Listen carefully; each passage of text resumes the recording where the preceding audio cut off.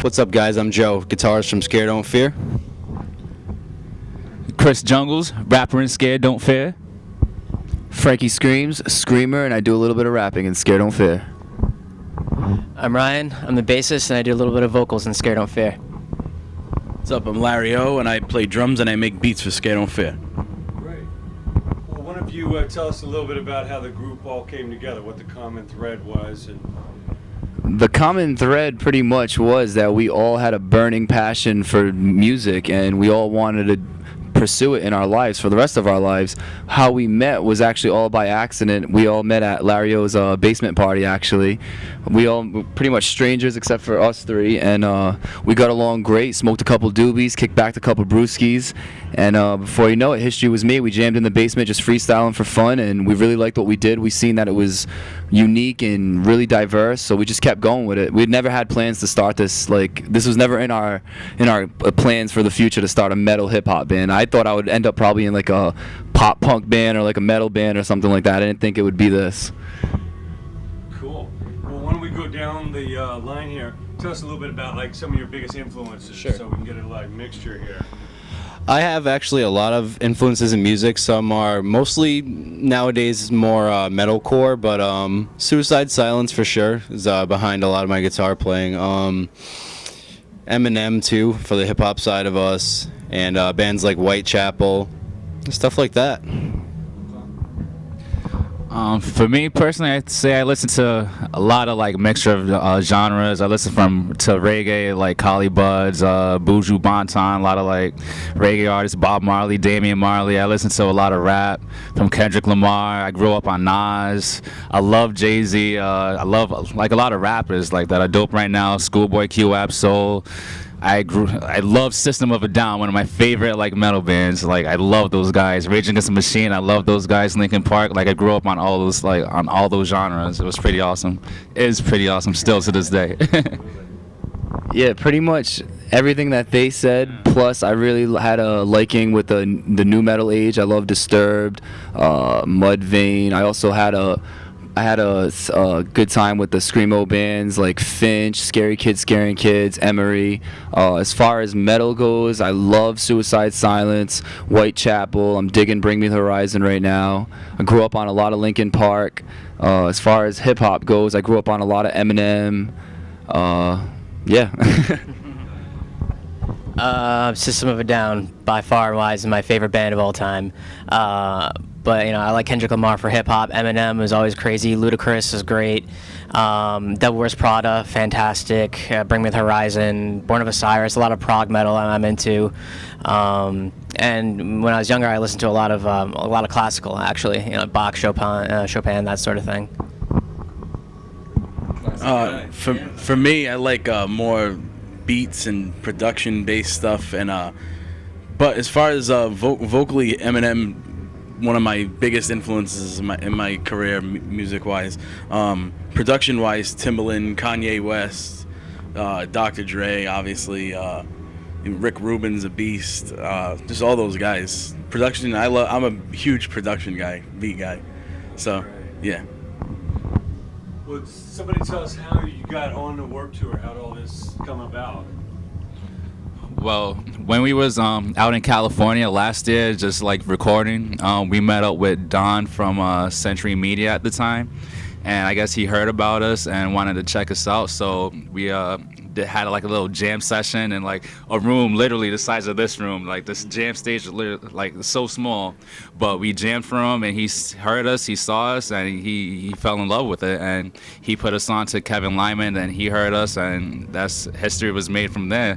And then it was announced back in, what was it, March? But we knew about it since when, December maybe, that we wasn't going to be on Warped Tour. And when we found out, it was an amazing feeling. It was just incredible. Definitely one of the biggest accomplishments that we've made this far. When we found out, I didn't even believe it, actually. I didn't believe our manager at all. I was like, you got to send me the contract because I can't celebrate right now until I see it like in ink. I have to know that this is real. Had to check the date in case it was April 1st. Yeah, and check the date too. Wow. Well, how do you prepare for a tour like this? Because obviously, so much going on, so many stages. Yeah. The heat of the summer, outdoors, just nonstop. What are you guys doing to kind of pace yourself or prepare for this? Well, as soon as we found out, we started practicing even more heavily than we already were. We were practicing like 4 or 5 times a week, a couple times each day. And we always said, like, we can try to practice as much as we want, but nothing will ever prepare us for Warped Tour. This is going to be insane. So we tried our hardest, but nothing got us ready for it. I feel like the real practice was this first week that we just did. That was the real test for us, and we got through it alive, so I think we can get through it the rest of the tour. Wow. Well, you know, you're doing some pretty big markets here between Texas and Vegas, Yeah. and LA and San Francisco. Yeah. What does it feel like to be in such hallowed grounds here of San Francisco and LA, where so many of those bands you mentioned are from? It's incredible, especially since we really haven't left Rhode Island much. Before this, the farthest we'd ever gone is like Albany, New York. You know, and so to know that our music that we made in this kind of like secluded little pocket is resonating with people out here is kind of incredible. And just watching the crowds that do come out for all those bigger bands that come out here, and still they can come and listen to us and enjoy it and respect it. It's you know, there's nothing like it, really. That's great. Now, if we could go down the line, give us a little advice you give to that young artist, because just as you guys got put on the Warped Tour, some bands right up the street here, they're in the garage right now, dreaming about this, dreaming about putting out a record. You know, what advice would each of you give to the young creative people? I would say keep grinding, keep hustling. No matter what anybody tells you, screw them. Who cares? Somebody tells you can't do it, that's it. Rub it off. Don't listen to anybody, because there's a lot of people that aren't going to want you to do what you want to do for a living. And if you have that dream, go for it. Don't let anybody tell you can't do it. And as far as music-wise, I say be original. Be original.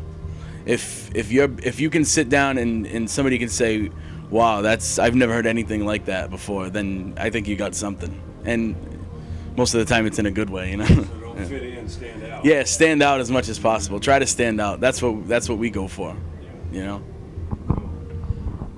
Master your craft. You know, you're a musician. There's a lot of people that get up there that try to do this for a living that are only part-time musicians. You know, that they took a few lessons here or there, and they think they can play guitar after that. You're never done learning. You'll never stop growing as an artist and a musician. So keep practicing, practice. You know, there's always going to be someone better than you, but it's great to have that sort of goal in mind. You know, look towards that as where you'd like to be. Once again, on top of all that, because I would have said the same exact things that they said.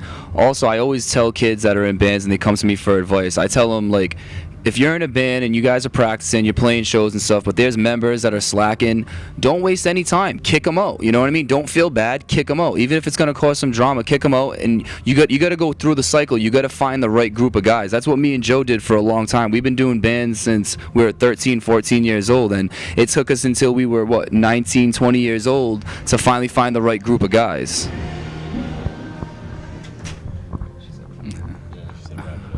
All right, to everyone that's out there, like, trying to find whatever they want to do, just keep following your heart.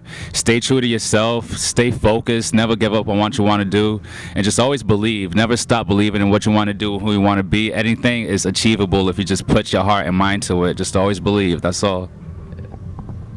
Basically, to sum up what everyone else said, just follow your dreams. Don't ever let anyone tell you no, because we got all the way here from nothing. So that's it.